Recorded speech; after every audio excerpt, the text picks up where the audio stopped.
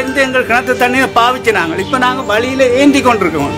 Bowser தருதோன்னு பார்த்து குடிக்கிறதுக்கு மட்டும்தான். அப்போ குளிக்க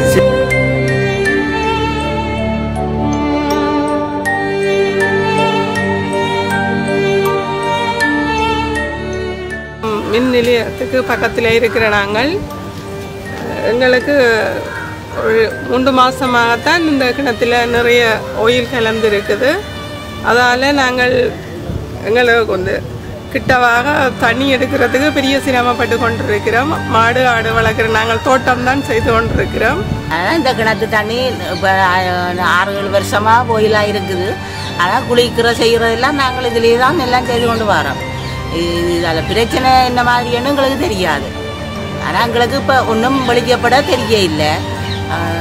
குளிக்கிறதுகளுக்கு டேங்க் தண்ணி எடுக்கல. அது குடிநீர் மட்டுக்குன்னா நான் இப்போ பவர் ஸ்டேஷன் உள்ளே தான் வேலை செய்கிறேன். வேலை செய்யும்போது உள்ளுக்குள்ளே தண்ணி எடுத்து குடிக்கலாமல் வெளியில் வந்து அந்த வடமான சபை வெத்தில் டேங்க்லாம் தண்ணி எடுத்து பாவிக்கிறோம். ஆனால் இப்போ போய் தண்டைக்கு ஒரு கறி விளையாடுனே ஒன்றும் இல்லை குடியுங்க உண்டு டிவியில் சொல்லினேன். ஒன்றும் இல்லை குடியுங்க இந்த தண்ணி.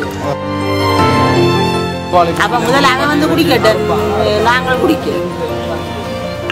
அவன் நிறைய கூட மாடுகள் இருந்தது. இப்போ எல்லாம் வித்துட்டு அதுகளுக்கு நோய்கள் வருமெண்டு மற்றவர்கள் சொன்னதால் நாங்கள் அதுகளையெல்லாம் வித்துட்டு 2-3 தான் வைத்திருக்கிறோம்.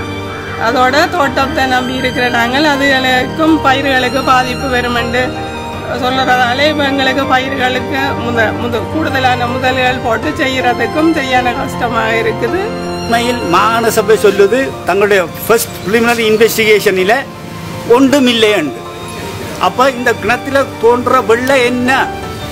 நாங்களும் ஆராய்ச்சியில் ஈடுபட்டு நாங்கள் விவசாயத்தில் ஆராய்ச்சியில் ஈடுபட்டு நாங்கள் அப்போ இது என்ன மாசன்றதை அவர்கள் எங்களுக்கு விளங்கப்படுத்த வேண்டும்.